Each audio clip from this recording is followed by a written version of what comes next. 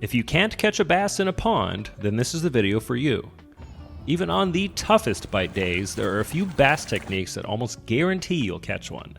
A number of my viewers have commented that a weightless Texas rigged worm is their go-to skunk buster, so I'm gonna give it a test. This trip, I'm trying out a trick worm, a soft plastic worm that's skinnier than a Senko style stick bait. I picked a trick worm for this presentation because the narrower profile allows the worm to shimmy more in the water, whereas the Senko rigged Texas style tends to have very little natural motion. I started fishing on this pink trick worm blind casting with no bites. I kept my eyes open for any signs, and there were huge amounts of small bluegill swimming around, but not as many bass as I usually see in this area. At some point, I swapped to this green and chartreuse worm when out of the corner of my eye I spotted two big bass swimming away from me down the bank. I tossed the worm about 3 feet in front of the bass when this happened. It was a ton of fun seeing the bass slurp up the worm.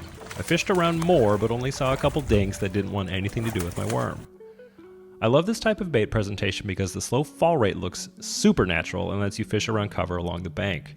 The Texas rigging makes the bait almost completely weedless, and I think every bass angler should have this type of setup in their fishing arsenal.